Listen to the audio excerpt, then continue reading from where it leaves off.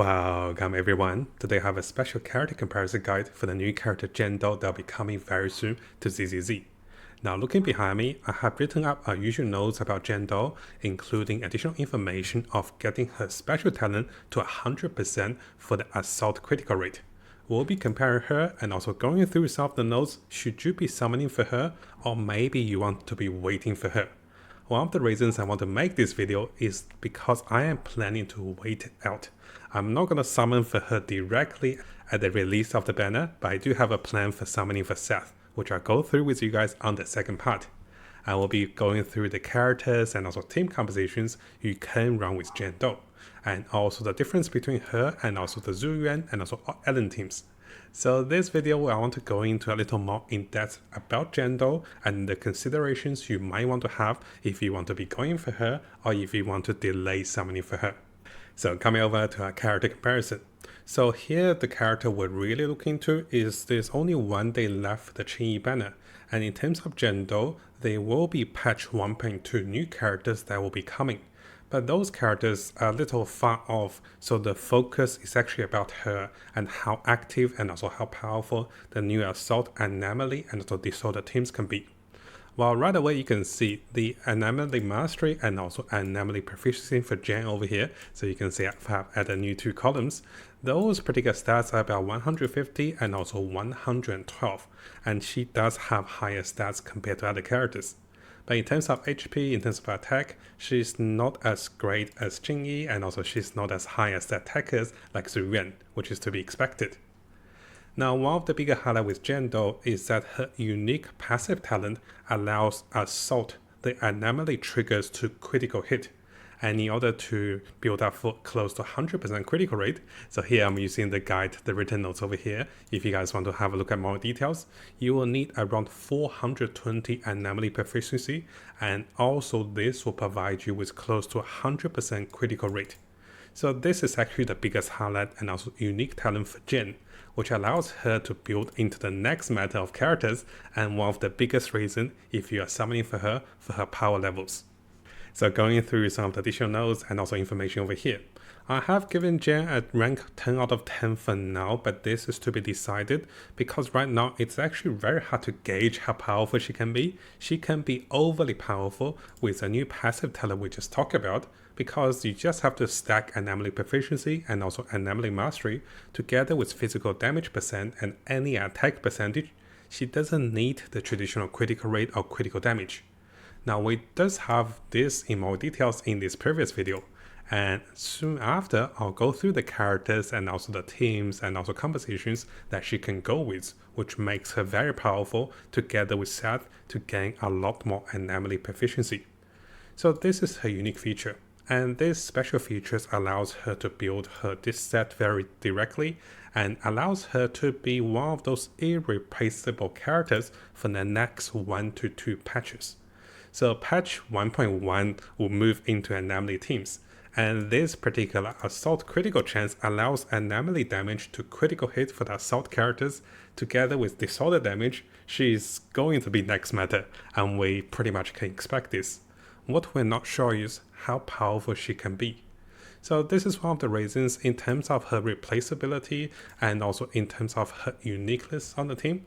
She's hard to replace. At the same time, she only works for assault and also anomaly teams.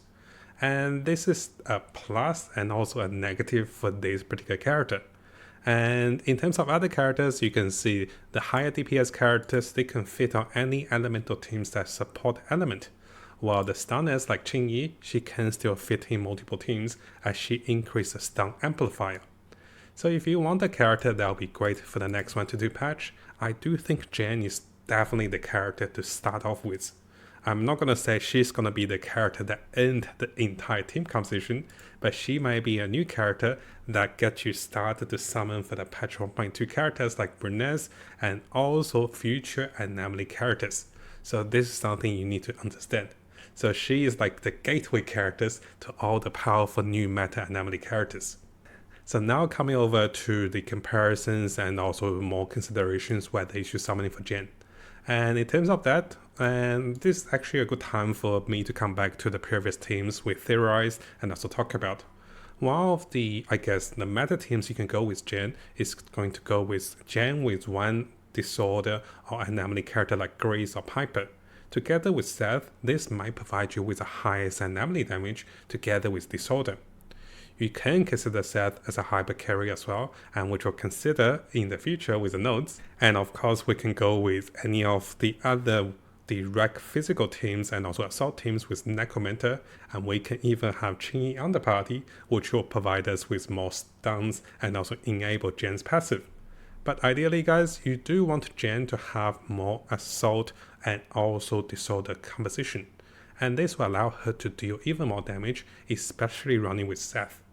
So in terms of the character consideration, if you have the S-rank characters like Necromancer or Grace, Jen can be a good fit for those two characters. After that, if you're looking for one more anomaly character, having Piper is also not bad for a more free-to-play team composition. Now going through the strength and also weakness evaluation for Jen. For me personally, Jen is gonna be the new meta assault team, and she is gonna be the centerpiece. You might see that I have used the particular word unique character over here.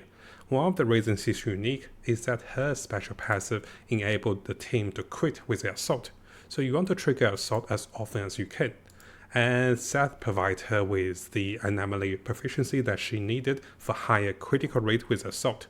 So this is definitely going to be a new meta character. The question is just how strong and also powerful this will be even with new characters that will be added to the team. And I guess what we will need to consider is, in order to invest into a new team of characters, this will cost you a lot of resource in terms of energy, in terms of time, and also in terms of a new set of disk drives that goes around this character. And now let's come over to my notes whether you should be summoning for Jen or not. So after the brief summary and also evaluation, you can see that I'm a little unsure whether I want to recommend you guys to summon for her or wait for the more reviews for patch 1.2. And what I'll do is, I'll use my own account as one of the examples over here. The first question you should consider is, do you have a team for Ellen and Zhu Yuan? A lot of us start to play the game with patch 1.0, and you might have summoned and also invested into those characters. This is the case for my own account. I have Ellen, I have Lycan, I have Zhu Yuan, and yes, I finally got my Qingyi, guys. I finally got my Qingyi on the 81st summon. So I was gonna show you guys, but eventually I got her after 151 summons. It was crazy, and that took away all my free-to-play currencies, and I only have those much left. So if you have those two teams readily available, then you might want to consider delay to summon for Jen, because she pretty much will replace one of the teams, and she will maintain all the investment and all the resource used for one of those teams will become less useful.